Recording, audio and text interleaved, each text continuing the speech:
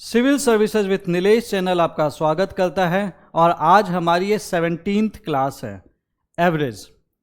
और इससे पहले मैं आगे बढ़ूं मैं आपको बता दूं हमने नंबर सिस्टम फिनिश कर लिया है, हमने उसके बाद परसेंटेज किया है और ये दोनों टॉपिक सीसेट के लिए बहुत ही ज़्यादा इंपॉर्टेंट हैं।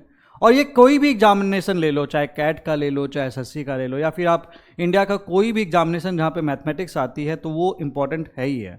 तो अगर आप इनफैक्ट सीसेट के बच्चे नहीं भी हैं तो भी आप उन वीडियो से बहुत कुछ सीख सकते हैं। अब आते हैं हम एवरेज पे। आगे बढ़ने से पहले मेरी आपसे एक छोटी सी रिक्वेस्ट है, वो ये है कि अगर आप इसको मैं कुछ सिखा पा रहा हूँ या फिर आपको वीडियो से कुछ अच्छी चीज़ सीखने के लिए मिल रही है या फिर आप कई सारी वैल्यू एडिशंस आप अपनी स्टडी में कर पा रहे हैं तो फिर इस वीडियो को लाइक ज़रूर करें और कमेंट करके हमें ज़रूर बताएं, क्योंकि जब आप लाइक करते हैं, जब आप कमेंट करते हैं, जब आप शेयर करते हैं तो इस चैनल को भी बूस्ट मिलता है एंड यूट्यूब भी इस चीज़ को रिकॉग्नाइज करता है, जिसके चलते ये चैनल यूट्यूब भी दूसरे बच्चों को रिकमेंड करता है कि वो भी इस वीडियो को देख सकें। तो सीसेट के लिए एक रिवॉल्यूशन की हमने शुरुआत की है और इसमें मुझे आपकी हेल्प की डेफिनेटली ज़रूरत है और वो आप हेल्प कर सकते हैं इस वीडियो को लाइक करके, शेयर करके, कमेंट करके, सब्सक्राइब करके। आगे बढ़ते हैं और अब हम आते हैं एवरेज पे। लेकिन एवरेज पे आने से पहले एक बहुत ही प्यारी सी कहानी, जैसा मैं हमेशा आप लोगों के लेके आता हूँ, आज आपको एक बहुत ही प्यारी सी छोटी सी ज़िंदगी की एक कहानी सुनाता हूँ। और ये कहानी है गुस्से पे, क्योंकि हम में से बहुत सारे ऐसे लोग हैं जिन्हें गुस्सा बहुत आता है। तो एक छोटा सा बच्चा था, इसे बहुत गुस्सा आता था और जैसे जैसे बड़ा हुआ उसका गुस्सा बढ़ता चला गया। तो उसके बाद क्या हुआ, एक दिन वो अपने दादाजी के पास गया और दादाजी से बात हो रही थी, किसी बात पे उसे बहुत ज़्यादा गुस्सा आया।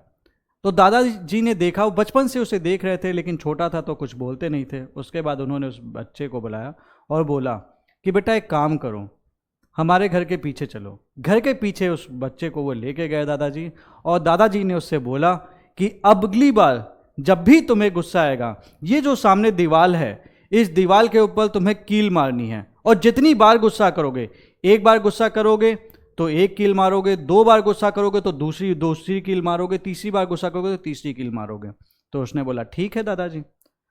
तो अगले दिन उस बच्चे ने इस चीज़ को फॉलो किया। उसने पाया कि दिन के अंत में 24 घंटे बाद उसने जब काउंट किया तो उसने देखा कि उसने 50 बार कील मार रखी है। और ये देख के उसे बहुत बुरा लगा कि क्या मैंने पूरे दिन में 50 बार गुस्सा किया। तो उसने बोला नहीं यार, मैं अगले दिन मैं 50 बार गुस्सा नहीं करूंगा कम से कम। तो अगले दिन फिर आया तो उसने देखा, फिर उसने, क्योंकि उसको याद था दिमाग में कि मुझे गुस्सा नहीं करना है, तो उसने देखा कि उसने 45 बार कील मारी। फिर अगले दिन फिर उसने 40 बार किया और इस तरह से करते करते करते एक दिन ऐसा आया जिस दिन उसने कोई भी कील नहीं मारी। और उस समय दादाजी के पास खुशी खुशी गया और बोला दादाजी आज आपके इस पोते ने एक भी कील नहीं मारी है इस दीवार में। तो दादाजी बोलते हैं अच्छा, ये बहुत अच्छी बात है, तुम चलो मेरे साथ उस दीवार की तरफ। उस बच्चे को लेकर दादाजी उस दीवार की तरफ बढ़े और दीवार की तरफ बढ़ने के बाद उस बच्चे को बोला अब तुम एक काम करो, ये सारी कीलें निकाल दो। तो वो बच्चा बोला ठीक है दादाजी, मैं निकाल देता हूँ, अब तो मुझे वैसे भी गुस्सा नहीं आता है। और फिर उसने वो कील निकाल दी और फिर दादाजी को बताने पहुंचा। तो दादाजी बोले चलो अच्छा, फिर मेरे पास साथ उस दीवार पे। और फिर दीवार पे के पास ले जाके दादाजी ने उस बच्चे को बोला तुम इस दीवार को देख रहे हो, जब मैंने तुम्हें पहली बार यहाँ पे लेके था ये दीवार कितनी खूबसूरत थी और आज इस दीवार में जगह जगह छेद है, ये दीवार खराब हो चुकी है, बर्बाद हो चुकी है। हमारी जिंदगी भी दोस्तों कुछ कुछ ऐसी ही है कि हमें गुस्सा आता है, हम फ्रस्ट्रेट होते हैं और कई बार उसमें हम कई सारे ऐसी बातें दूसरों से कह देते हैं जो कि उसे पूरी लाइफ टाइम के लिए हर्ट कर बैठती है। तो मेरे आपको यही सलाह है कि कभी भी आपको गुस्सा आए, कभी भी आप एकदम द्वेष से भरे हों, चिढ़ रहे हों किसी चीज़ से, तो उस टाइम पे रिएक्ट करने की जगह अगर हो सके तो शांत हो जाएं, बैठ जाएं और वेट करें कि आपका गुस्सा शांत हो जाए, उसके बाद ही कुछ करें। क्योंकि एक सीधी सी बात है, बाढ़ जो तीर निकलता है, धनुष से जो निकला हुआ तीर और मुंह से निकली गई बातें ये वापस नहीं आती। तो कई बार आप गुस्से में बहुत सारी बातें ऐसी बोल देते हैं जो आप you don't mean it at all, but आप चूंकि गुस्से में थे आप ऐसा कुछ बोल गए जो किसी इंसान को पूरी जिंदगी के लिए हर्ट कर सकता है। और ऐसे ही कुछ लोग हैं, आपके माँ बाप भी हो सकते हैं, आपके बड़े भाई बहन भी हो सकते हैं, आपके छोटे भाई बहन भी हो सकते हैं। तो ज़िंदगी में कसम खा लो कि कभी भी मुझे गुस्सा आएगा तो एटलीस्ट मैं उस टाइम पे रिएक्ट नहीं करूँगा, मैं अपना मन शांत करूँगा और उसके बाद जो भी करूँगा उसके बाद ही करूँगा।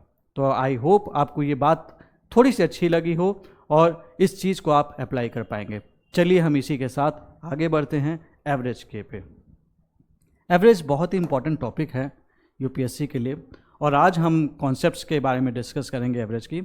और इससे पहले मैं एवरेज पे बढ़ूँ, मैं स्टैटिस्टिक्स के कुछ टॉपिक्स डिस्कस करना चाहता हूँ।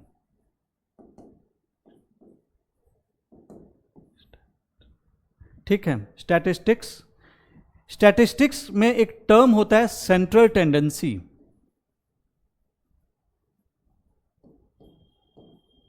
सेंट्रल टेंडेंसी का मतलब ये होता है कि सपोज मेरे पास एक लेट्स से कोई सीरीज दी हुई है 1 2 2 3 4 4 5 8 9 10 10 10 10 ऐसा कुछ दिया हुआ है, सपोज मेरे पास दिया हुआ है। ठीक है, तो मेरे से यहां पे ये क्वेश्चन आते हैं कि ये जो नंबर्स हैं वो किस नंबर के अराउंड कंसंट्रेट कर रहे हैं। अब देखो, मैं बहुत डेप्थ में नहीं जा रहा हूं क्योंकि यूपीएससी ने चूंकि 10th का लेवल तो डेफिनेटली क्रॉस किया है, तो कुछ बेसिक्स हैं जो मैं आपको बताना चाहता हूं, आपको पता होना चाहिए। तो इस सेंट्रल टेंडेंसी जो नंबर्स कंसंट्रेट कर रहे हैं, जो टेंडेंसी है, इस चीज को बताने के लिए 3 चीजों का यूज होता है। पहली चीज होती है मीन, दूसरी चीज होती है मीडियन और तीसरी चीज होता है मोड। हमारा जो प्रॉपरली जो टॉपिक है वो मीन का है, इस पे हम डिटेल में डिस्कस करेंगे, बट हमें मीडियन और मोड के बारे में पता होना चाहिए। पहले समझ लेते हैं मीन क्या होता है। मीन, जिसे हम अरिथमेटिक मीन भी कहते हैं,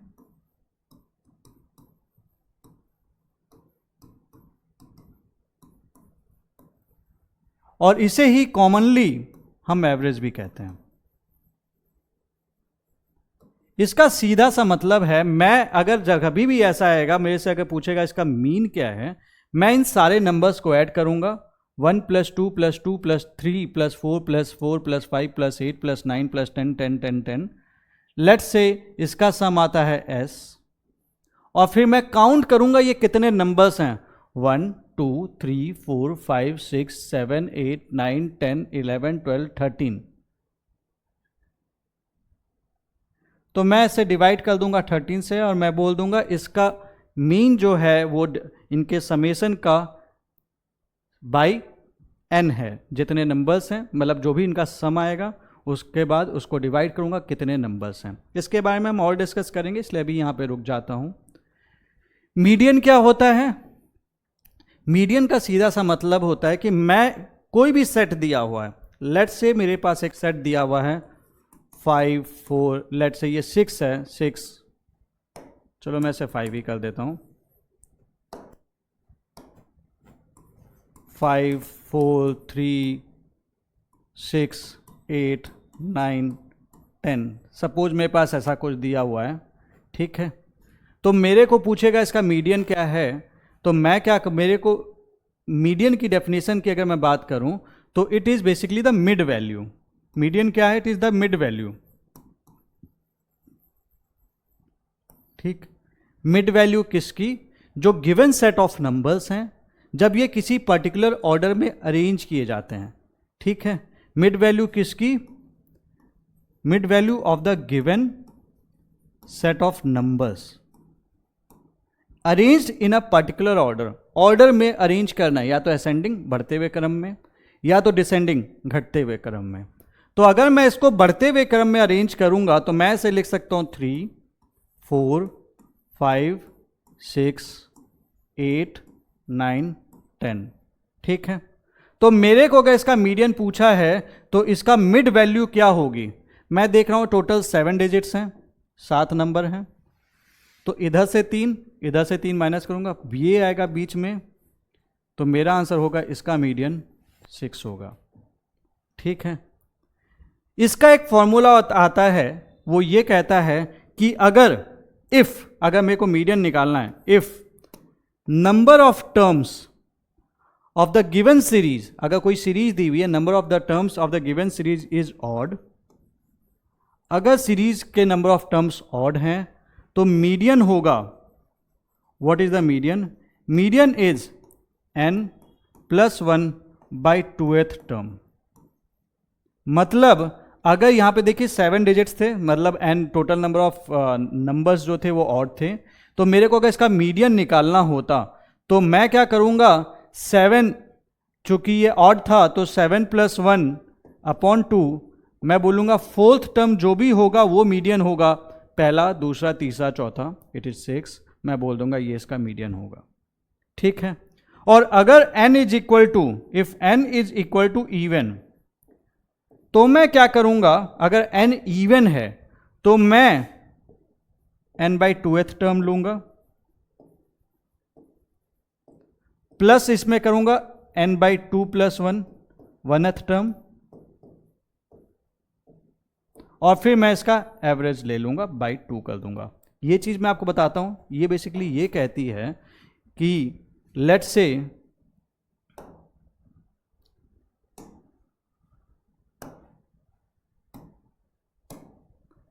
से मेरे पास एक और सीरीज लेके मैं आपको बताता हूं। लेट्स से मेरे पास 1 3 5 2 6 8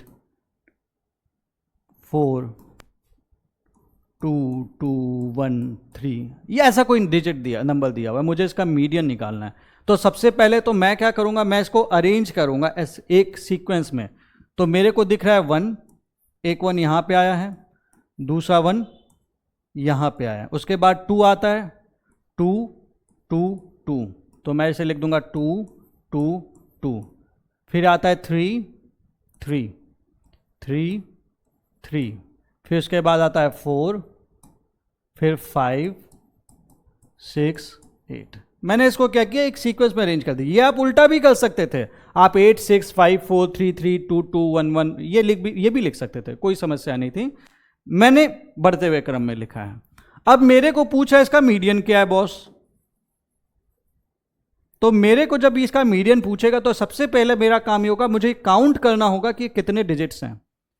1 2 3 4 5 6 7 8 9 10 11, 11 है, डिजिट्स नहीं, कितने नंबर हैं, 11 है। 11 इज ऑड, तो मेरे से पूछ देगा कि भैया अब इसका तुम बता दो मेरे को कि what will be the median. तो मैं बोलूंगा इसका जो मीडियन होगा it will be 11 + 1/2th term which is 6th term. 6th term 1 2 3 4 5 6, ये छठा टर्म है, ये इसका मीडियन हो जाएगा। लेकिन सपोज करिए अगर यही एक नंबर होता, और अगर लेट्स से मैं आपको छोटा सा एग्जांपल और लेके बता रहा हूं कि अगर ऐसा कुछ होता 1 1 2 3 5 6, ऐसा कुछ होता, और यहां पे मुझे दिख रहा है कि total number of terms is even, total even है, तो मेरे से अगर इसका मीडियन पूछेगा तो मैं क्या बोलूंगा, median is equal to 6/2 n/2th term plus 6/2th term plus 6/2 plus 1th term upon 2। 6/2 is third term आपका 2 है, तो मैं लिखूंगा 2 प्लस 6/2 प्लस 1 4th टर्म, ये 4th टर्म है, 1 2 3 4 प्लस 3 अपॉन 2, मैं बोल दूंगा इसका जो वैल्यू आएगा 2.5, तो इस सीरीज का जो मीडियन होगा वो ये होगा। सिंपल है, इससे ज़्यादा मीडियन के बारे में जानने की ज़रूरत नहीं है। और मोड क्या होता है, मोड बेसिकली जो ये टर्म है वो ये कहता है कि जो मैक्सिमम बार आया, मैक्सिमम फ्रीक्वेंसी कह लीजिए, या फिर मैक्सिमम बार आया, तो मैक्सिमम बार, जैसा अगर इसमें कोई क्वेश्चन मुझे पूछ दे कि मोड कितने, इसका मोड क्या है, तो मैं क्या बोलूँगा, मैं देख रहा हूँ कि 1 1 2 2 2 3 3 4 5 6 8, तो मैं देखूंगा 2 जो है वो 3 टाइम्स रिपीट हो रहा है, 3 जो है वो 2 टाइम्स रिपीट हो रहा है, और बाकी तो ये भी 2 टाइम्स रिपीट हो रहा है। तो मैक्सिमम बार जो आया वो 2 है, तो मैं बोलूंगा इसका जो मोड है वो होगा 2। सिंपल, जो नंबर सबसे ज़्यादा बार रिपीट होगा that is the mode. Simple है, ठीक है। अब एक सिंपल सा फॉर्मूला है, वो आप याद कर लीजिएगा। 3 median,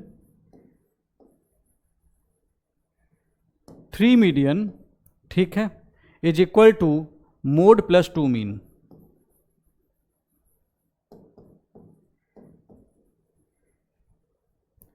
three median equal to mode plus 2 mean, ये फॉर्मूला याद कर लीजिएगा। बाई चांस कभी पूछ दे तो आप इसका फॉर्मूले का यूज कर सकते हो। और कभी अगर इसका रेंज पूछ दे, what is the range of the series, तो आप सीधे करना highest term minus lowest term equal to, अगर जैसे इसका निकालना है मुझे, तो हाईएस्ट टर्म है दिख रहा है मुझे 8, सबसे छोटा टर्म है 1 इक्वल टू 7। ठीक है, इतना ही जानना है मीन मीडियन मोड के बारे में, इससे ज़्यादा हमें जानने की आवश्यकता नहीं है। ठीक है, अब हम टोटल कंसंट्रेशन करेंगे किसके ऊपर, मीन के ऊपर, जो कि हमारा एक्चुअल टॉपिक है। बट ये जानना इसलिए ज़रूरी है क्योंकि यूपीएससी तो यूपीएससी है, अनप्रिडिक्टेबल है। अनप्रिडिक्टेबल है तो कभी कुछ ऐसा उसका मूड कर गया तो भी हम भैया प्रिपेयर्ड हैं।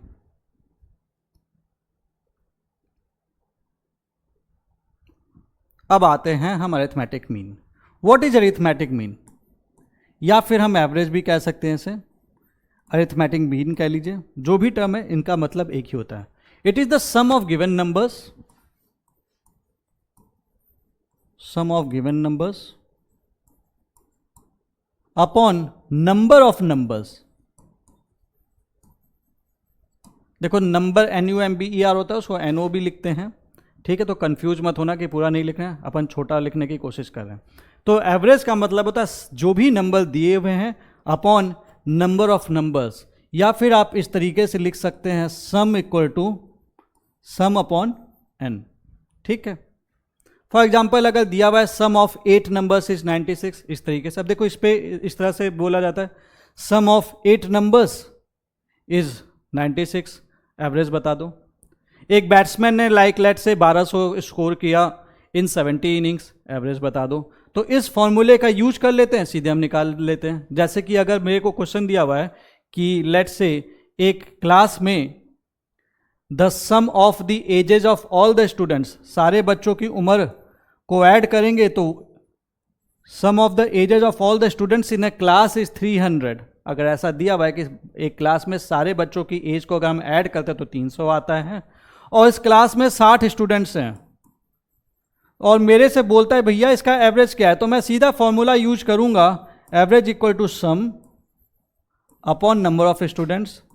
तो मैं बोलूंगा एवरेज जो है वो है 50। इसका सीधा सा मतलब ये है। ठीक है, इस फॉर्मूले को हम दूसरे तरीके से भी देख सकते हैं, sum is equal to average into n। अच्छा, एक चीज याद रखना, देखो मैं आपको 3 तरीके से इस फॉर्मूले को यूज करना सिखा रहा हूं, क्योंकि बेसिकली बाकी जो भी फॉर्मूलेज हैं ना, अगर आएंगे भी तो इन पे डिपेंडेंट होंगे। यूपीएससी जो सवाल पूछता है उस सवाल में मोस्टली वो बेसिक पे रहता है, वो ऐसा नहीं करता कि आपको कोई शॉर्टकट पता ही होना चाहिए। आप अगर इस बेसिक को समझ गए तो आप एवरेज के सारे क्वेश्चन आप पाओगे कि आप कर लोगे, आपको किसी फॉर्मूले की जरूरत नहीं है। तो इन फॉर्मूलेज को बहुत अच्छे से समझना। तो सीधी सी बात है, यहां से मैं देख सकता हूं sum is equal to average into n, simple calculation. तो यहां पे क्वेश्चन कैसे आ सकता है कि भैया average of 12 students, let's say average age of 12 students age let's say 60, 12 बच्चों की एवरेज एज 60 है। वैसे ज्यादा बुढ़े स्टूडेंट हो गए, ठीक है, चलो थोड़ा जवान कर देते हैं इनको। ओके, तो 12 स्टूडेंट्स की एवरेज एज 20 है। तो मेरे से पूछ देगा कि उनकी एज का सम बताओ, तो मैं यहां पर सीधे बोल दूंगा सम हो जाएगा भैया एवरेज जो कि 20 है इनटू कितने स्टूडेंट्स इनटू 12, 240। तो इस तरीके के जो स्टेटमेंट आते हैं वो इस फॉर्मूले का यूज करके, अगर आपको सम निकालने की जरूरत है तो आप एवरेज इंटू n कर लेंगे। लाइक एवरेज रीडिंग 7 एक्सपेरिमेंट में लाइक 20 है, 30 है, ठीक है। इस तरह से आप इस फॉर्मूले का आप यूज कर सकते हैं। एक और तरीका है इस फॉर्मूले को देखने का, n is equal to number is equal to summation upon average. Same formula 3 तरीके से देख रहे हैं। जैसे एक क्लास है, ठीक है, एक class of students, they scored total of, let's से अ क्लास ऑफ स्टूडेंट्स, एक क्लास है जिसमें कुछ बच्चे हैं जिनका टोटल स्कोर दिया हुआ है 800 with average score as let's say 40। तो मेरे से पूछ देगा बच्चे कितने हैं यहां पे, तो एवरेज स्कोर 40 है, एवरेज स्कोर 40 मार्क्स पर स्टूडेंट दिया हुआ है, और मेरे से पूछा है बच्चे कितने हैं, तो फिर मैं सीधे क्या बोलूंगा भैया 800 by 40 is equal to n। मेरे पास 50 बच्चे हैं, नहीं 20 बच्चे हैं, ठीक है। तो ये 3 तरीके हैं जिस तरह से मैं इस एवरेज के फॉर्मूले को यूज कर सकता हूं। इस 3 अलग अलग तरीके से आपके क्वेश्चन में भी दिया होता है कब कौन सा फॉर्मूला यूज करना है, और ये फॉर्मूला एक ही है, एक भी तो आपको याद रखे ना, average equal to sum upon N. आपको ये याद नहीं है कोई बात नहीं, आप डायरेक्टली वहां पे पुट करके निकाल सकते हो। तो बिल्कुल मत घबराना, माइंड हल्का करके इजी वे में अगर क्वेश्चन को समझते हो तो फिर आप चीजों को आराम से कर सकते हो। अब यहां पे एक टर्म आता है सिंपल एवरेज और wait average.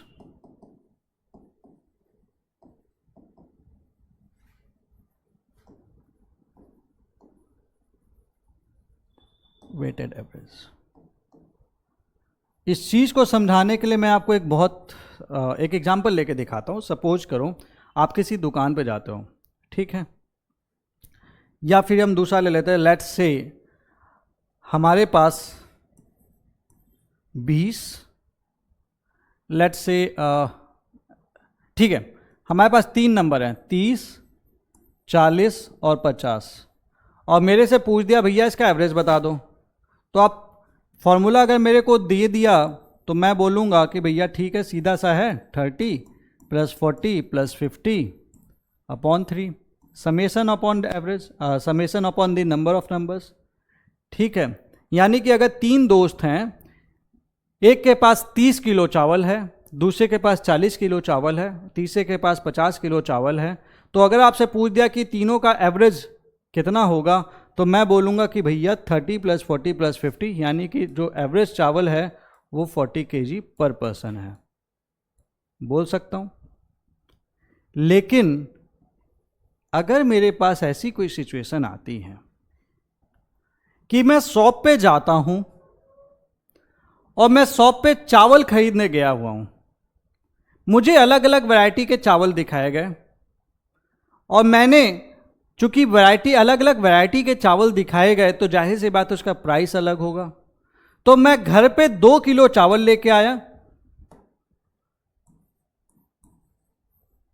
At the rate of ₹30 पर kg, मतलब मैं 2 किलो राइस चावल घर पे लेके आया किसी एक वैरायटी की 30 रुपए पर kg के हिसाब से। उसके बाद मैंने क्या किया, मैंने 3 किलो और चावल लिए, लेकिन इसका जो रेट था वो था ₹40 पर kg। फिर उसके बाद मैंने 4 किलो चावल लिए, लेकिन इस चावल का जो रेट था वो था ₹50 पर kg। और मैं पापा के पास खुशी खुशी पहुंच गया, तो पापा ने मुझसे पूछा बेटा वो तो ठीक है तुम 2 किलो 3 किलो 9 किलो ले आओ, 9 किलो ले आए हो, लेकिन हमको ये तो बताओ कि तुमको एवरेज प्राइस 1 किलो चावल पे कितना पड़ा। तो मैं बोलूंगा पापा कोई टेंशन नहीं है, आपका बेटा है किस दिन काम आएगा, ये देखो एवरेज प्राइस निकालना है। मैं बोलूंगा 30 + 40 + 50 अपॉन 3, और ये कर दूंगा सीधे, तो मैं 4 3 7 और 50 120 अपॉन 3 इक्वल टू 40। और जैसे ही मैं बोलूंगा पापा देखो आपका जो बेटा चावल लाया है ना वो 40 रुपये पर केजी के हिसाब से लाया, और जैसे ही मैं पापा को ये बात बोलूंगा एक झन्नाटेदार थप्पड़ आएगा और चेहरा लाल हो जाएगा, और पापा बोलेंगे बेटा क्लास 9th में दोबारा जाओ और एवरेज पढ़ के आओ। क्योंकि ये अप्रोच गलत है, ये गलती मत करना।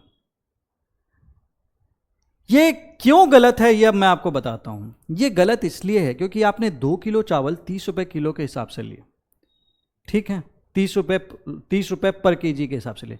3 किलो चावल आपने 40 रुपये के हिसाब से लिए, 40 रुपीस पर केजी, और 4 किलो 50 रुपये पर केजी के हिसाब से लिए।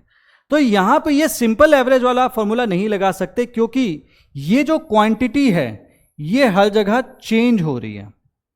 अगर ये क्वांटिटी सेम होती तब तो आप लगा देते, कोई दिक्कत नहीं था, तब एवरेज वही आता। बट चूंकि ये क्वांटिटी चेंज हो रही है तो आप क्या बोलोगे कि मैं सबसे पहले काम करता हूं, let me find out the amount, मुझे अमाउंट पता करने दो कि मैंने टोटल खर्चा कितना किया। तो मैंने टोटल खर्चा कितना किया, 2 किलो में 30 रुपए के हिसाब से लाया हूं, तो यानी कि 2 × 30, 60 रुपए में मैं 2 किलो चावल लेके आऊं, यही तो इसका मतलब है।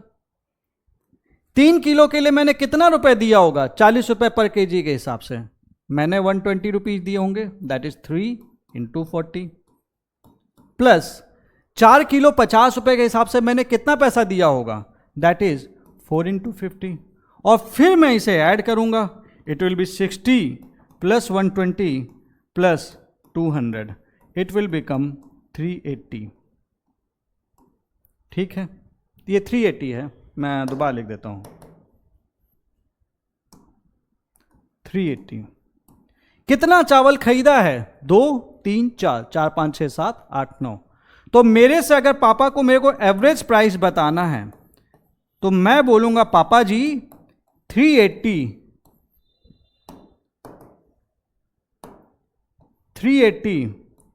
Upon 9 is the average price पर केजी। सिंपल जवाब है, ये इसका एवरेज प्राइस है। ठीक है, 1 किलो का प्राइस ये है।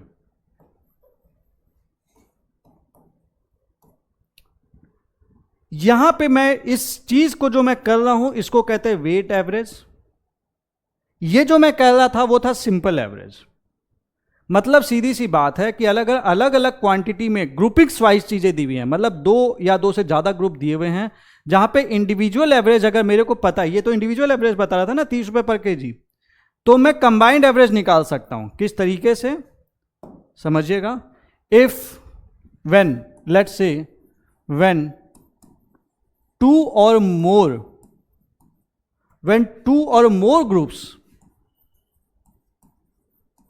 जब 2 या 2 से ज्यादा ग्रुप्स दिए गए हैं, are given whose average are known individually,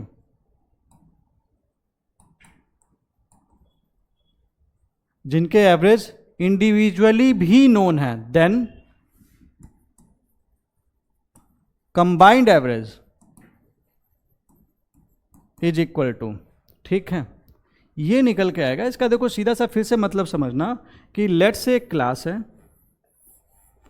यहां पे मैंने एक बच्चों का ग्रुप बना दिया 5 बच्चों का, एक बच्चों का बना दिया 6 बच्चों का, एक बच्चा का बना दिया 7 बच्चों का, एक का 8 का बना दिया। तो मेरे और इसका मैंने बोल दिया कि इनका जो एवरेज स्कोर था वो था 30, इसका 40, इसका 50, इसका 60। इस तरीके की सिचुएशन में जो कि बेसिकली वो कह रहा है, तो मैं क्या करूंगा, जो ये नंबर्स हैं इससे इसको मल्टीप्लाई करूंगा और फिर टोटल को मैं डिवाइड कर दूंगा टोटल नंबर से। मतलब AW is equal to N1A1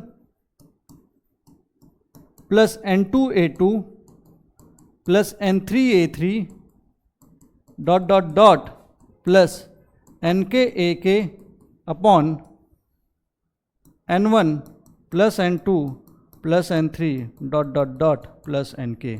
यानी कि अगर मुझे इस क्लास में निकालना होता कि एवरेज क्या है, तो मैं इसको सीधा लिखता N1A1 that is 5 × 30 plus 6 × 40 plus 7 × 50 plus 8 into 60 upon 5 plus 6 plus 7 plus 8। Simple, मैं इसे कर देता। ठीक है, एक चीज़ और यहाँ पे समझने वाली है कि अगर आपको रेशियो भी पता है, एक सिचुएशन दे रहा हूँ, लाइक अगर सपोज करो इस तरीके की वेट एवरेज में अगर आपको रेशियो पता है, लेट्स से आप 20 kg लेके आए एट द रेट ऑफ ₹30 पर kg, ठीक है, 40 kg आप लेके आए at the rate of let's से ₹70 पर kg, और मेरे से बोलता है कि मुझे एवरेज बता दो। तो एक तरीका तो ये था, यहाँ पे मैं निकालने के लिए क्या करता, 20 kg लाया हूँ इंटू 30 करूँगा, प्लस 40 kg लाया हूँ इंटू 70 करूँगा, एवरेज प्राइस बताना था अपन को, अपॉन 20 प्लस 40 कर सकता हूँ। एक तरीका तो मेरे पास ये था। दूसरा तरीका मैं ये कर सकता हूँ, अगर मैं रेशियो देख लूँ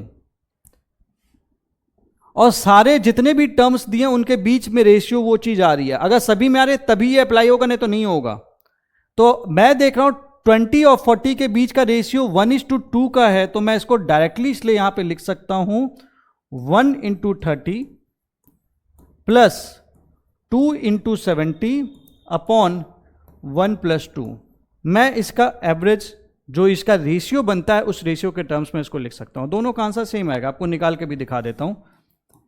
ये हो जाएगा 600 प्लस 7 4 2800 अपॉन 60, कटेगा कटेगा कटेगा, 280 plus 60 it is 340 upon 6, this is 170, तो 170 अपॉन 3। इधर देखते हैं क्या आ रहा है, 30 प्लस 140 170 अपॉन 3, तो हमेशा वही आएगा। बट आपको ये ध्यान रखना है कि इनके बीच का रेशियो बनना चाहिए, अगर रेशियो में है तब ये लगेगा, नहीं तो नहीं लगेगा। ठीक है, जैसे कि एक एग्जाम्पल और दे के दिखाता हूँ। आप एक क्वेश्चन का सोचते हैं कि सपोज एक स्कूल है, अ स्कूल हैज़ 3 क्लास, कि यहाँ पे केवल 3 ही क्लास हैं, छोटा स्कूल है, गरीबों वाला स्कूल है। ठीक है, जिसमें से इसमें एक क्लास में 10 बच्चे हैं, दूसरी क्लास में 20 बच्चे हैं, तीसरी क्लास में 30 बच्चे हैं। एक स्कूल है, छोटा स्कूल है, जिसमें 10 बच्चे हैं, दूसरी क्लास में 20 बच्चे हैं, तीसरी क्लास में 30 बच्चे हैं। और इसमें जो ये नंबर ऑफ स्टूडेंट्स हैं और जो पासिंग परसेंटेज है, जो पास करने वाले हैं, छोटा स्कूल है, 20% यहाँ पे पास हुए, 30% यहाँ पे पास हुए और 40% यहाँ पे पास हुए, इतने परसेंट बच्चे पास हो गए। तो मेरे से पूछा कि passing percentage of the whole school क्या होगा। मेरे से पूछा what is the passing percentage of the whole school. तो पहला तरीका तो ये था 10 into 20 plus 20 into 30 plus 30 into 40 upon 10 plus 20 plus 30। मतलब पहला तरीका तो आप ये कर सकते थे 10 into 20% plus 20 into 30 plus 30 into 40 upon total number of students 10 plus 20 plus 30। एक तरीका तो आपका ये हो सकता था, लेकिन मेरे को दिख रहा है कि जो ये रेशियो है, ये जो बच्चों का नंबर है, ये नंबर्स के बीच का रेशियो बन रहा है 1:2:3। इसलिए मैं इसको इस जगह ये भी लिख सकता हूं 1 into 20% plus 2 into 30% plus 3 into 40 upon 1 plus 2 plus 3। दोनों का उत्तर एक ही निकल के आएगा। ठीक है, अब मैं एवरेज को एक दूसरे तरीके से भी देखने की कोशिश करता हूं। Let's say what can be the another meaning of average. Another meaning, दूसरा तरीका। अनदर मीनिंग बेसिकली ये कहता है कि अगर मेरे पास नंबर्स दिए हुए हैं n1 n2 n3 n4 etcetera, और मुझे इनका एवरेज पता है, तो मैं इन सारे नंबर्स को रिप्लेस कर सकता हूं इनकी एवरेज से, जिसके चलते उसके समेशन में कोई भी चेंज नहीं आएगा। फॉर एग्जाम्पल आप समझना, 11, लेट्स से हमारे पास 4 नंबर्स हैं 11 14 16 19। मैंने इसका एवरेज निकालना है, इसका एवरेज आ जाएगा 11 प्लस 14 प्लस 16 प्लस 19 अपॉन 4। इसमें तो आपको मेरे हिसाब से कोई डाउट नहीं होगा। और इसको जब आप ऐड करोगे तो ये 25 plus 16 41 plus 19 60, 60 by 4 it is 15। तो मैं आपसे बेसिकली ये कहना चाह रहा हूँ कि मैं इन नंबर्स की जगह अगर provided number of number same रखूँ और हर एक नंबर की जगह मैं अगर 15 लिख दूँ, 15 लिख दूँ, तो फिर जो मेरा समेशन है, जो मेरा सम है, जो इन सब का सम है, इसमें कोई चेंज नहीं आएगा। यहां पे भी ऐड करूंगा तो 60 आएगा, यहां पे भी ऐड करूंगा तो 60 आएगा। दूसरा तरीका इसको देखने का, ठीक है। तो they will be no change in the value, और ये भी एक तरीके की प्रॉपर्टी है। अब इसका काम कहां पे आता है, ठीक है। सपोज करते हैं कि मेरे पास क्या बोलता है कि भैया हमने इन नंबर्स में एक नंबर n जोड़ दिया। लेट से हमने इसमें एक नंबर n जोड़ दिया, n जोड़ दिया, इधर लिख दिया, इधर लिख दिया, कहीं भी लिख दिया, ठीक है। जिसके चलते जो एवरेज वैल्यू थी, जो एवरेज वैल्यू थी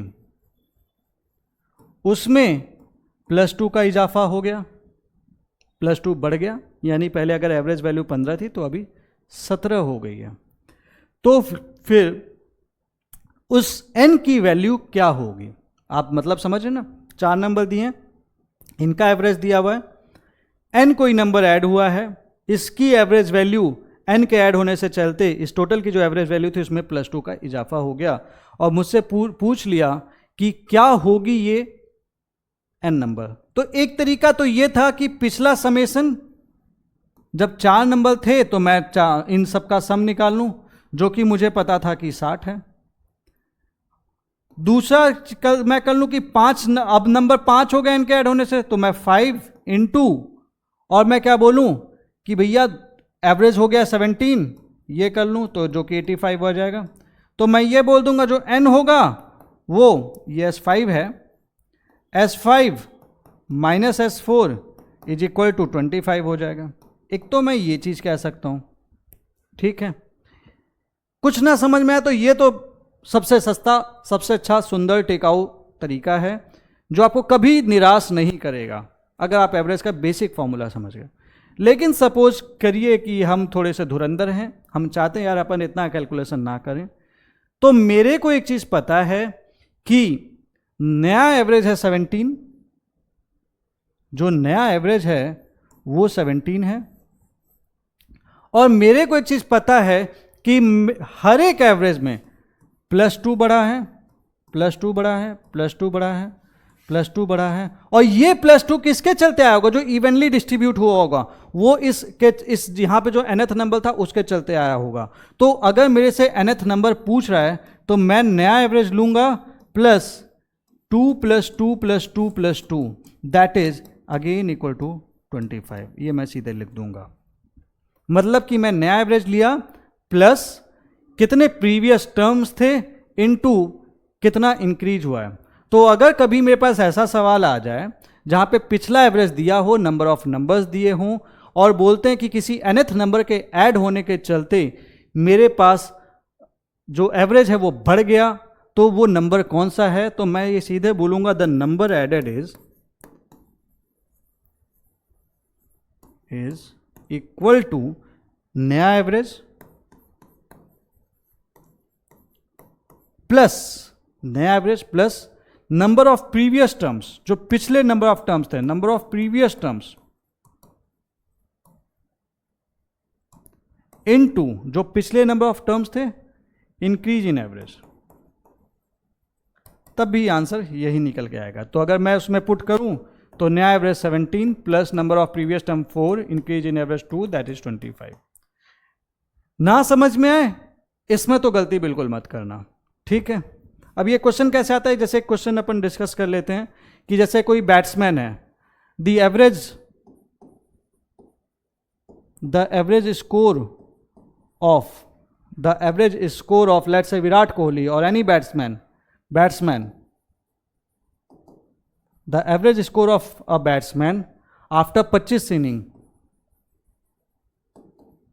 25 इनिंग्स के बाद जो एक बैट्समैन है जो क्रिकेट खेल रहा है, इसकी 25 इनिंग्स के बाद वॉज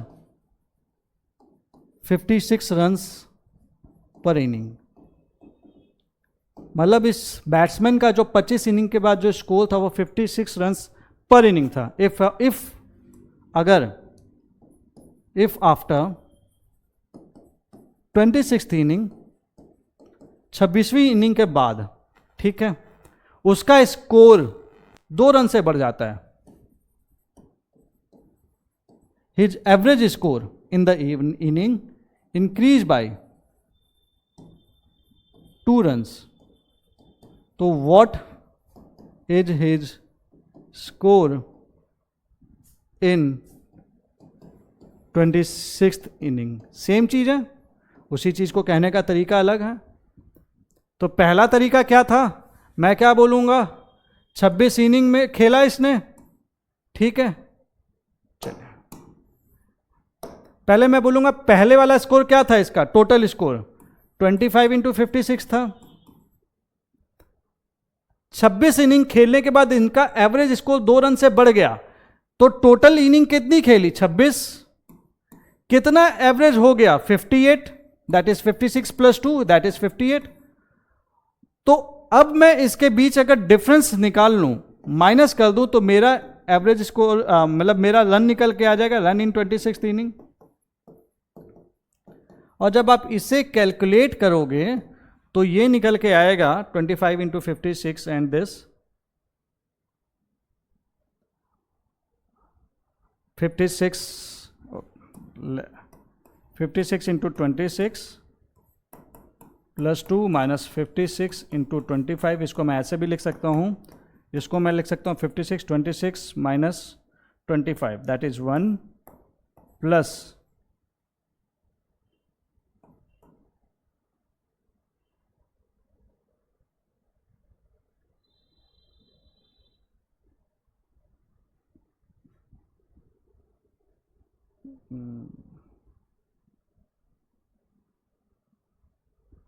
56 इंटू 2। कैलकुलेशन मिस्टेक हो रही है, चलिए ऐसे ही कर लेते हैं। तो ये निकल के आ जाएगा, लेट्स से 56 इंटू 25 300,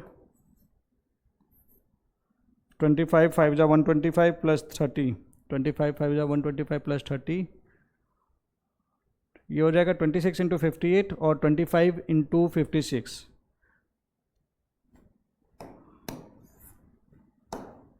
हम प्रॉपर देसी तरीके से करेंगे।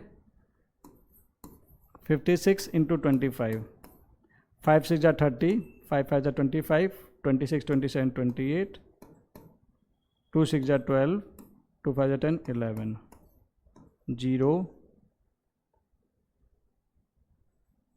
1400। इसका सम आ गया 1400, इसका सम आ जाएगा 26 इंटू 58, 58 इंटू 26, 6 8 जा 48, 6 5 जा 30 34, 2 8 जा 16, 2 5 जा 10 11, 8 0 3 4 5 1508। तो एवरेज कितना हो जाएगा 1508 माइनस 1400 इट इज़ 108। तो इसने सेंचुरी मारी थी, 108 इसका स्कोर था। लेकिन 26th इनिंग के बाद मैंने आपको एक चीज़ बताई थी कि अगर ऐसा कुछ हुआ तो एक तरह से वो 26th इनिंग का स्कोर कह लीजिए या फिर एक नया टर्म कह लीजिए, तो वो हो जाएगा जो नया एवरेज है। नया एवरेज क्या है आपका 58, क्योंकि 56 में 2 ऐड हुआ था 58, प्लस पिछली वाली इनिंग 25 इनिंग्स खेली है, कितना इंक्रीज हुआ है इंटू 2 दैट इज 108। देखो सेम आ गया, वहाँ पे कैलकुलेशन करनी पड़ी, यहाँ पे कैलकुलेशन नहीं करनी पड़ी। तो बहुत आसान तरीका है, अगर आप इसको समझ जाएंगे तो बहुत ही अच्छा होगा। एक चीज़ और, अब एक एवरेज एक और प्रॉपर्टी है, this is again a property. अगर नंबर्स दिए हुए हैं, if numbers are given, then average always lies between highest and lowest number. Suppose A1, A2, A3, A4, A5 इस तरह से दिया हुआ है. ठीक है, 5 नंबर दिए हुए हैं, ज़्यादा कम भी दे सकते हैं. तो मेरे से अगर बोल रहा है तो मेरा जो एवरेज होगा it will always lie between A1 and A5. But एक कंडीशन ऐसी हो सकती है कि जब A1 is equal to A2 is equal to A3 is equal to A4 is equal to A5, तो ऐसे में एवरेज इज इक्वल टू कोई भी नंबर का आप ले लोगे वो बराबर ही होगा. The average becomes the number itself. तो उस केस में मैं क्या कहूंगा, then here it's like A1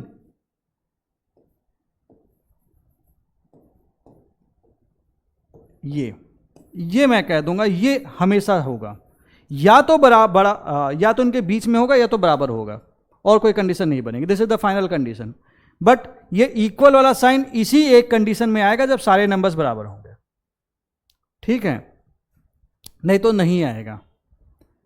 तो ये चीज हो गई. ठीक है, मैंने आपको देखो एवरेज का मतलब बताया था. Average is the sum of all observation, sum of all numbers observation जो भी कह लो, अपॉन नंबर ऑफ नंबर्स या number of observations. Basically it was S/N, याद होगा आपको. ठीक है, उसके बाद मैंने बताया था कि एक एवरेज लोएस्ट नंबर और हाईएस्ट नंबर के या तो बीच में होगा या फिर बराबर होगा.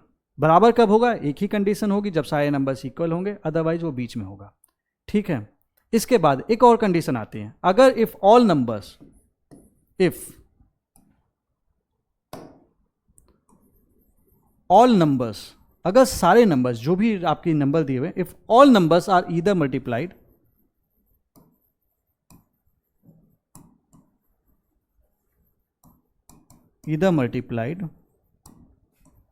or divided or added or subtracted, सारे जो भी नंबर्स दिए हुए हैं उसमें अगर सारे नंबर के साथ या तो हम मल्टीप्लाई करें या ऐड करें, सब्ट्रैक्ट करें या डिवाइड करें by a certain number n, by a certain number n, by a certain number n, then average will change accordingly. average इस हिसाब से चेंज होगा. किस हिसाब से, अगर if condition 1, if all numbers are multiplied by n, अगर सारे नंबर में n का हमने मल्टीप्लिकेशन किया है, तो अगर लेट से यहाँ पे जो एवरेज था, एवरेज वाज x, तो फिर सारे नंबर्स में अगर n का मल्टीप्लिकेशन किए हैं तो नया average, average new is equal to n into x. n पुराना एवरेज, x पुराना एवरेज और n नया एवरेज, nx. अगर सारे नंबर्स में को डिवाइड किया गया है n से, तो नया एवरेज हो जाएगा is equal to x upon n. ठीक, सारे नंबर्स को अगर डिवाइड किया गया है तो एवरेज में भी आप n से डिवाइड कर देंगे. अगर सारे नंबर में ऐड किया गया है n को, सारे नंबर्स में n को ऐड किया गया है, तो नया एवरेज जो होगा वो हो जाएगा x plus n, n add हो जाएगा. और सारे नंबर्स में सब्ट्रैक्ट हुआ है तो नया एवरेज जो हो जाएगा वो हो जाएगा x माइनस n. ये बहुत ही इंपॉर्टेंट प्रॉपर्टी है जो कई बार आपके आंसर्स करने में हेल्प करती है. ठीक है, अब ये कैसे यूज होता है, जैसे सपोज कीजिए कि अगर लेट से दिया हुआ है if average age of A group of persons कोई ग्रुप ऑफ पर्सन या फिर फैमिली दी हुई है ना कि आज एक्स है, इज एक्स टुडे, आज एक्स है, ठीक है। तो 5 साल बाद, देन आफ्टर n ईयर्स, अब ये n की वैल्यू कुछ भी हो सकती है, n ईयर्स के बाद इनकी एवरेज एज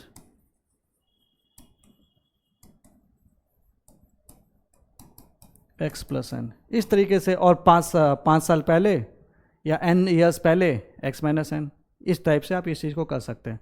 मतलब अगर 5 लोगों की फैमिली है, एक एग्जांपल और आपको मैं वैल्यू पुट करके दिखा देता हूँ कि सपोज कीजिए कि 5 लोगों की फैमिली है, 5 मेंबर्स हैं, इनकी एवरेज एज 20 साल है, ठीक है। और मेरे से बोल रहा है कि 5 साल बाद इसकी एवरेज एज क्या होगी, ये है एवरेज, ये है नंबर ऑफ मेंबर्स, ठीक। तो मैं इस फॉर्मूले के बेसिस पे कहता हूँ कि 5 इयर्स के बाद जो इनकी एवरेज एज हो जाएगी वो हो जाएगी 20 + 5। सीधे मैं यहाँ पे 25 बोलना चाहता हूँ। आप बोलोगे नहीं भैया हमको तो प्रूफ करके दिखाओ, तो मैं आपको प्रूफ करके दिखाता हूँ। 5 साल बाद लोग तो 5 ही हैं, लेकिन जो टोटल सम था 20 × 5, ये तो 5 साल पहले था, ठीक है, प्लस सबकी एज में 5-5 साल बढ़ा, 5 × 5, ये बढ़ गई 125, ठीक। तो फिर एवरेज निकालेंगे तो 125/5 = 125, सिंपल निकल गया, ठीक है। अब इसके बाद आगे जाते हैं, ठीक है। ये 125 नहीं, मतलब 25 हो जाएगा, ठीक है। अब आपको मैंने कुछ बताया था कि सीरीज आती है तो समेशन क्या होता है। जैसे आपको पता था sum of first n natural numbers, आपको ये याद होगा मैंने बताया था कि sum of first n natural numbers that is n1 + n2 + ... nk, या फिर यूफी कह लीजिए 1 + 2 + 3 + इस टाइप से था, n = n × n + 1/2, याद है। तो अगर मेरे से इसका पूछेगा average of first n natural numbers, तो इस तरह से अगर दिया होगा तो मैं सीधे बोलूँगा n/n + 1/2/n, और ये n से n कट जाएगा तो मैं सीधे बोल दूंगा n + 1/2। ये फॉर्मूला है, सीधा कर सकते हो। मतलब अगर मेरे से पूछ दिया ना कि इस एवरेज स्टार्टिंग के 50 नंबर का क्या होगा, तो मैं सीधे लिखूंगा 50 + 1/2 दैट इज 25.5। कोई कैलकुलेशन नहीं करूंगा, सीधे लिख दूंगा n + 1/2 इज द एवरेज, ठीक है। अब आपको इसके बाद एक चीज़ और पता थी, मैंने एक फॉर्मूला और बताया था, आप याद कीजिएगा कि square of numbers like 1² + 2² + 3² + ... let's say n², ठीक है। इसका फॉर्मूला मैंने आपको बताया था is equal to n × n + 1 + 2n + 1/6। अब मेरे से पूछ दिया what is the average of first 50 numbers, पहले 50 नंबर का या n नंबर्स का, तो मैं एवरेज क्या कह सकता हूँ, average is equal to n × n + 1 2n + 1/6 upon n which becomes n + 1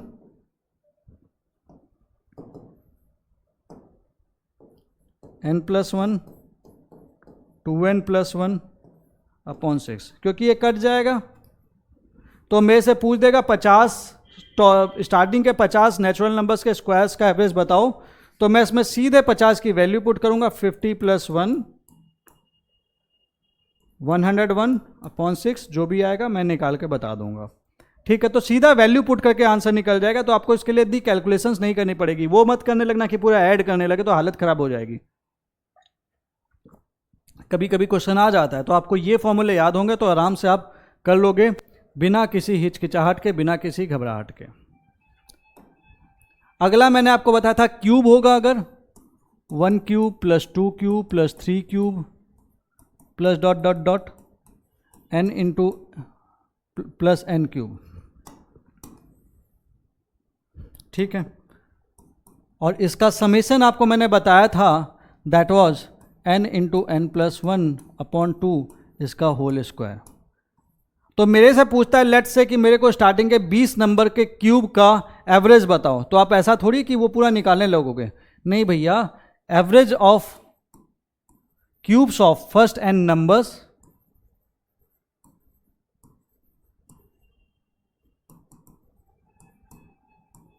n natural numbers, ये निकल के आ जाएगा n into N plus one upon two का होल स्क्वायर अपॉन n, और इसे मैं सिंप्लीफाई करूंगा तो ये n प्लस वन का स्क्वायर अपॉन 4, ये सीधा निकल के आएगा। तो मेरे से पूछ दिया कि लेट से अप टू 8 मेरे को बताना है, तो मैं सीधे बोल दूंगा भैया यहाँ पे वैल्यू को उठ करूँगा 8 प्लस वन का स्क्वायर अपॉन 4, सीधा, कोई झंझट नहीं। तो ये फॉर्मूला याद कर लेना, कभी आ गया तो ये क्वेश्चन, क्योंकि पता है कैलकुलेशन देख के इंसान का दिमाग माथा ठनक जाता है, ऐसे ही क्वेश्चन छोड़ के भग जाता है, तो ऐसा मत करना भैया, आप कर लेना, ठीक है। और बताया था मैंने सम ऑफ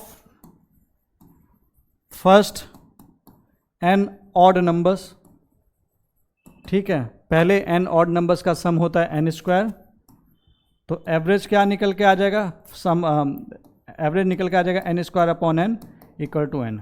तो मेरे से पूछता है कि what is the average of first, question आ गया, what is the average of first 8 odd numbers, तो आप सीधे बोलोगे भैया 8 होगा, यही तो क्वेश्चन कह रहा है, ठीक है। अब अगला, उसके बाद आ जाता है sum of first n even numbers, sum of first n even numbers, पहले n इवन नंबर्स का सम क्या होगा, तो आपको पता था n प्लस वन, ये बताया था। तो अगर मेरे से एवरेज पूछ देगा what is the average of first n even numbers, तो ये आ जाएगा n into N plus one upon n, that is n plus one. तो ये फॉर्मूले नोट कर लेना, ये इंपॉर्टेंट है। तो अगर मेरे से पूछ दिया कि what is the average of first 5 even numbers, तो मैं सीधे बोलूँगा 5 plus one equal to 6, check भी करवा देता हूँ, लाइक 5 के लिए पूछा है ना, फर्स्ट 5 इवन नंबर्स, तो 2 4 6 8 10 ये फर्स्ट 5 इवन नंबर्स हैं, इसको ऐड करोगे और बाई 5 करोगे तो देखो कितना था, ये 6 12 plus 8 20 plus 10 30 by 5 equal to 6, सीधे निकाल देते उससे अच्छा फॉर्मूले से, ठीक है। तो ये बहुत इजी है, बहुत अच्छा सिंपल आप वे में आप कर सकते हो। सो अब एक काम करते हैं, अपन थोड़ी एप्लीकेशन पढ़ लेते हैं कि इन नंबर्स का जो एवरेज का जो हमने कॉन्सेप्ट पढ़ा है थोड़ा सा अप्लाई कैसे करेंगे। पहली एप्लीकेशन तो हम एवरेज स्पीड पे देख लेते हैं। एवरेज स्पीड, देखिए एवरेज स्पीड का सीधा सा मतलब ये होता है total distance upon total time, सीधा सा है। एवरेज स्पीड का फॉर्मूला होता है टोटल डिस्टेंस ट्रेवल्ड, ट्रेवल भी लिख लीजिए, कुछ बच्चे कंफ्यूज कर जाएंगे, total distance travelled upon total time आपने कितना लिया। फॉर एग्जाम्पल, एक आदमी अपने घर से, घर होम,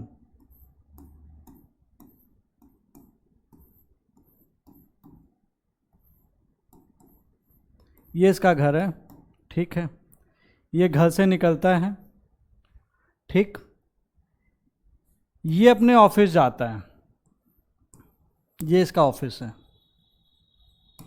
ठीक, ये आदमी अपने घर से निकलता है और अपने ऑफिस जाता है 40 किलोमीटर पर आवर की स्पीड से जाता है, ठीक। वापस आते समय बड़ी खुशी रहती है वापस, क्योंकि ऑफिस जाने का तो मन करता नहीं किसी का वापस, लेकिन ये आता है अपने ऑफिस से घर 60 किलोमीटर पर आवर की स्पीड से, और मेरे से पूछा है कि what is the average speed. तो आप यहाँ पे ये नहीं कर सकते कि आप बोलोगे भैया ठीक है 40 + 60 अपॉन 2 = 50, ये कर दोगे तो ये गलत हो जाएगा। ये तरीका गलत है। जो बच्चे इस चीज़ में इस तरह से दिया हुआ करते हैं तो वो गलती करते हैं। यहाँ पे देखो करने का बहुत सिंपल तरीका बता रहा हूँ कि सपोज यहाँ से यहाँ तक का डिस्टेंस जो है वो मैं मान लेता हूँ कि x है, ठीक। तो जाना है मुझे x, आना है मुझे x, तो टोटल डिस्टेंस मैं कितना ट्रेवल कर रहूँगा 2x, x + s, x = 2x। अब जा रहा हूं मैं x डिस्टेंस 40 km/h की स्पीड से, तो मुझे पता है तो मेरा जो टाइम लगेगा ये मैं टाइम जानता हूं, टाइम = डिस्टेंस अपॉन स्पीड। यानी जाने में जो मुझे टाइम लगा होगा इस केस में वो लगा होगा, टाइम जो लगा होगा वो लगा होगा x/40, और वापस आने में जो मुझे टाइम लगा होगा वो लगा होगा x/60। तो टोटल टाइम मुझे जो लगा होगा वो x/40 + x/60 लगा होगा। तो मेरे को अगर निकालना है कि एवरेज स्पीड क्या है, तो टोटल डिस्टेंस 2x मुझे पता है, टोटल टाइम पता है x/40 + x/60, और मैं इसे कैलकुलेट कर दूंगा, जो भी उत्तर निकलेगा मेरा जवाब निकल के आ जाएगा, ठीक है। बट अगर मैं बोलूं भैया एक फॉर्मूला दे दो, तो सिंपल सा है कि अगर ऐसे कंडीशन में जहां पे distance travelled is the same, distance same travel किया गया है लेकिन दोनों केस में स्पीड अलग अलग है, तो आप इसको सीधा फॉर्मूला लगा सकते हैं। वो फॉर्मूला हो जाएगा 2 × v1 v2 upon v1 + v2। ये एवरेज स्पीड होगी 2 × v1 v2 upon v1 + v2। अब एक और सिचुएशन बन गई कि 3 अलग अलग स्पीड दिया हुआ है। सपोज एक इक्विलैटरल ट्रायंगल है, ठीक है। यहां पे बंदा चल रहा है, यहां पे 20 km/h की स्पीड से चल रहा है, यहां पे चल रहा है 60 km/h की स्पीड से, यहां पे चल रहा है 40 km/h की स्पीड से। ये तिकोना पार्क है, तिकोनिया पार्क कहते हैं, ये इक्विलैटरल एक पार्क है। तो ऐसे गया, ऐसे गया, वापस ऐसे आ गया, और मुझसे एवरेज स्पीड पूछ दिया। तो एक तरीका तो ये था कि मैं इसका साइड मान लूंगा कि x है, x है, x है। यहां पे बोलूंगा टाइम लग रहा है x/40, यहां पे टाइम लग रहा है मैं बोलूंगा x/60, यहां पे टाइम लग रहा है मैं बोलूंगा x/20, और फिर मैं एवरेज स्पीड निकालने की बात है तो मैं total distance that is 3x x upon x/40 plus x/20 upon x + 60 + x/40, तो ये निकल जाएगा। लेकिन एक दूसरा तरीका है, बोलेगा भैया हमको एक फॉर्मूला दे दो कि अगर 3 बार मैं मतलब अपनी स्पीड चेंज कर रहा हूं लेकिन हर बार हर एक पॉइंट के लिए मैं इक्वल डिस्टेंस ट्रैवल कर रहा हूं, तो मेरे को जो फॉर्मूला मिलेगा शॉर्टकट निकालूंगा 3v1 v2 v3 upon v1 v2 plus v2 v3 plus v3 v1। सीधे वैल्यू पुट करूंगा 3 × 20 × 60 × 40 अपॉन v1 v2 20 × 60 60 × 40 40 × 20, दोनों में उत्तर सेम निकल के आएगा, आप कैलकुलेट कर सकते हैं, ठीक है। अब हम आगे बढ़ते हैं। सपोज मेरे पास एक सवाल है, एक क्लास है जिसमें 30 बच्चे हैं। वी हैव अ क्लास जहां पे 30 स्टूडेंट्स हैं, 30 बच्चे हैं इस क्लास में, ठीक है। एवरेज एज दी हुई है, एवरेज एज इज 14 है एवरेज एज। 30 बच्चों की एवरेज एज 14 ईयर दी हुई है। एक टीचर भैया आ गए पढ़ाने वाले मेरे जैसे, और इनको इंक्लूड कर दिया गया, तो जो एवरेज एज है इसमें इंक्रीमेंट हो गया +1। तो आपसे पूछा कि मेरी उम्र बताओ, सीधा सा है। तो मैं क्या करूंगा, देखो 2 तरीके हैं जैसा मैंने आपको बताया था। एक तो ये तो नया टर्म ऐड हुआ, आपको याद आ रहा होगा, तो पहला तो मैं ये कर सकता हूं 14 नहीं, मैंने क्या बोला था, नया टर्म ऐड हुआ, टीचर के चलते नया टर्म ऐड हुआ, तो नया एवरेज था 15 प्लस कितने बच्चे थे 30 इंटू कितना एवरेज इंक्रीज हुआ इंटू 1 दैट इट बिकम्स 45, ये निकल के आ गया। या फिर मैं अगर उस फॉर्मूले को भूल गया हूँ, इस तरीके को भूल गया हूँ, तो मैं क्या कर सकता हूँ, 30 बच्चों की एवरेज एज 14 थी, तो 30 स्टूडेंट्स की total age, 30 students total age was 14 into 30 that is 420। Teacher के आ जाने के बाद जो लोग हो गए 31, देयर वर 31 पीपल, तो एवरेज जो टोटल सम निकल के एज का आया वो निकल के आया 15 इंटू 31, और ये निकल के आएगा 15 जा 15, 15 जा 45, 46, ठीक है। और ये जो 31st पर्सन था जो कि मैं था, मेरे चलते ही तो उम्र में बढ़ावा हुआ था, तो वो जो डिफरेंस आ रहा है वो मेरे चलते आ रहा है, तो 465 अपन 420, ये निकल के आ जाएगा 45। जो समझ में आ जाए कर लो, लेकिन क्वेश्चन गलत मत करके आना, ठीक है, सिंपल है। तो मैंने आपको यही बताया कि अगर ऐसा कभी क्वेश्चन आए तो एज ऑफ द फॉर्मूला क्या बन जाता है, age of the new entrant क्या बनता है, जो बनता है कि भैया नया एवरेज क्या होगा, प्लस कितने लोग कितने ओल्ड पुराने बच्चे हैं और कितना इंक्रीज इन एवरेज हुआ है, ये मैं आपको ऑलरेडी बता चुका हूं, ठीक है। अब एक क्वेश्चन और आ जाता है, जैसे एक क्लास है जिसमें 30 बच्चे हैं, दे आर 30 स्टूडेंट्स। एक क्लास है जिसमें 30 बच्चे हैं, उसकी एवरेज एज 14 ईयर्स है,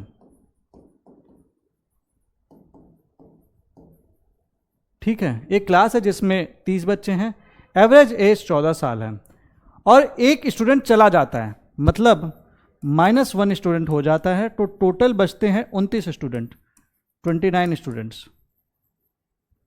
ठीक है। तो जो एवरेज एज है वो 1 साल घट जाती है,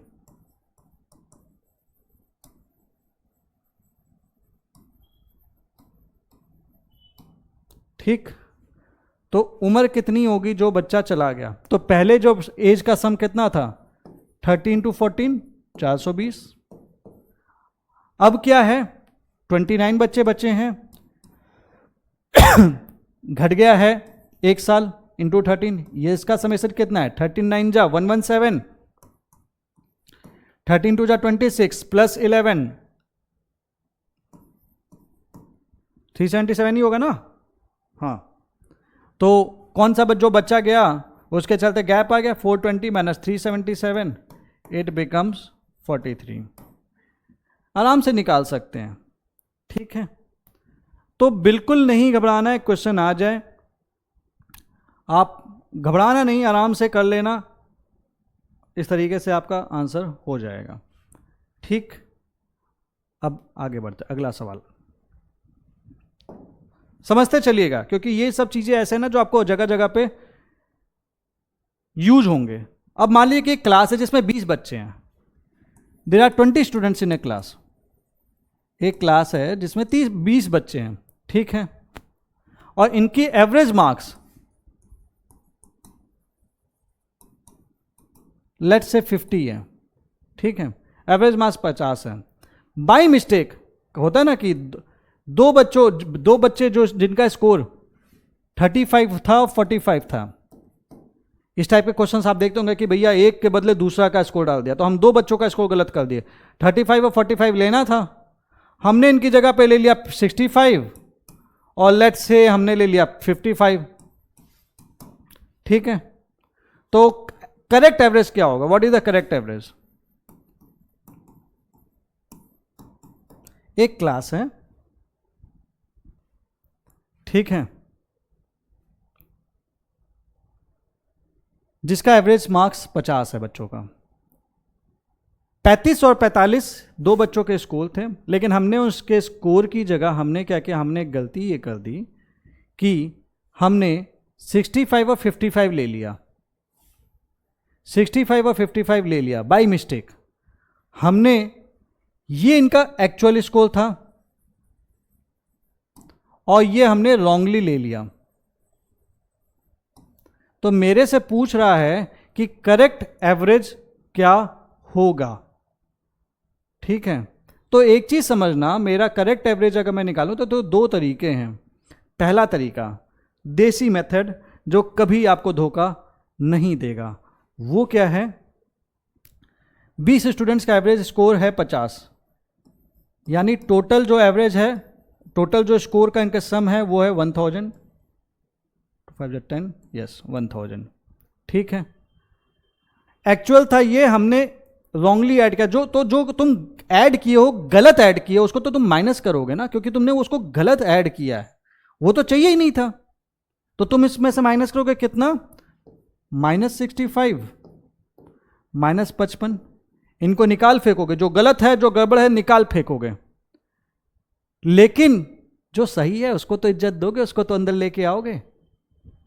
तो इसमें क्या ऐड करोगे, +35 +45, ठीक। तो एक्चुअल सम ये होता, और इसको अगर आप निकालेंगे तो ये निकल के आएगा, अगर आप देखें तो ये 80 हो जाता है, और 6 5 11 -120, ठीक है। तो -40 इट बिकम्स 960, ये निकल के आएगा, ठीक है। ये 960 निकल के आएगा। स्टूडेंट्स तो 20 ही है, तो एवरेज कितना निकल के आ जाएगा, average score 960/20, it becomes actual one is 48, 2 घट गया। एक तरीका तो ये था, लेकिन हमें थोड़ा सा शॉर्टकट टाइप की करने की आदत है, तो हम क्या कर सकते हैं, हम बोलेंगे भैया हम एक काम करते हैं, हम एवरेज में ही खेल खेलेंगे। हमारे एवरेज मार्क्स थे 50, ठीक है। मैं क्या करूंगा, प्लस जो गड़बड़ है -65 -55, क्योंकि गड़बड़ को मेरे को माइनस करना है, प्लस सही को ऐड करूंगा 35 + 45, और ये तो सम, ये तो एवरेज था, तो मैं इसका भी एवरेज ही लेके चलूंगा कि कितना गलत एवरेज ऐड हुआ, कितना गलत एवरेज माइनस हो गया, /20 आप निकालेंगे तो अगेन ये वही चीज आके आ जाएगा 48। तो ये इस तरह से आप इस टाइप के क्वेश्चंस को कर सकते हो, यानी कि पहले आप एवरेज ले लीजिए, प्लस, अब देखो यहां पे प्लस मैं हमेशा इसलिए करता हूं ताकि आप बाकी जो चीजें लेना वो साइन के अकॉर्डिंग लिए, ठीक है। तो जो गलत था उसको आपने माइनस में ले लिया, जो सही था उसको प्लस किया, अपॉन नंबर ऑफ स्टूडेंट्स 20 आपने ऐड कर दिया, ठीक है। अब जैसे लेट्स से कोई क्वेश्चन आता है कि लाइक 20 लड़कों का जो एवरेज मार्क्स है, average marks of 20 students, average marks of 20 students is 30। 20 बच्चों का एवरेज जो मार्क्स है 20 बच्चों का वो 30 है, और एवरेज मार्क्स ऑफ 15 गर्ल्स, 15 लड़कियों का जो एवरेज मार्क्स है वो 20 है,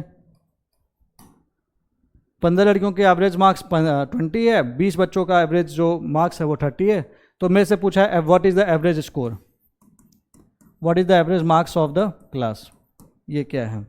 तो कैसे निकालेंगे, सिंपल सा है, लड़कों का एवरेज 20 × 30, वेट एवरेज बताया था आपको, लड़कियों का स्कोर 15 × 20 अपॉन 20 + 15, ठीक है। तो ये चीज़ है। इसके अलावा एक दूसरा तरीका भी कर सकते हैं, देखो यहाँ पे 20 बच्चे, 20, ये बॉयज़ था यार, ये बॉयज़ हो जाएगा। लड़कियाँ, गर्ल्स और बॉयज़ के बीच का रेशियो, नंबर्स में रेशियो मुझे पता है, दैट इज़ 4:3 है। तो मैं अपनी कैलकुलेशन ईजी बनाने के लिए इसको ऐसे भी ले सकता था, 4 × 30 + 3 × 20, आपको याद करिएगा ये मैंने बताया था, +4 + 3, सेम जवाब आएगा, चाहे ऐसे कर लो चाहे ऐसे कर लो, बहुत सिंपल है। बाकी ये क्वेश्चन एलिगेशन एंड मिक्सचर में भी हो सकता है, लेकिन वो जब हम डिस्कस करेंगे तभी मैं आपसे डिस्कस करूंगा, नहीं तो अभी आप कंफ्यूज कर देंगे, वो that is all together a new topic. So आज के लिए इतना ही। इसके बाद अगली क्लास में हम आपसे सीसेट के सारे क्वेश्चन डिस्कस करेंगे। अगर आपको ये वीडियो अच्छी लगी हो तो इसे लाइक करना, कमेंट करना, शेयर करना, और हमें बताना कि हम किस तरीके से चीज़ों को और ज़्यादा अच्छा कर सकते हैं। बाकी आप कमेंट करके हमें ज़रूर बताइएगा, क्योंकि आपका जो कमेंट होता है वो हमारे लिए बूस्टर की तरह काम करता है। लाइक कीजिए ताकि ये वीडियो दूसरों तक भी पहुंच सके, क्योंकि आपके लाइक करने से यूट्यूब भी इस वीडियो को पसंद करता है और प्रमोट करता है। So with this, thank you very much. This was Nilesh Kumar Singh.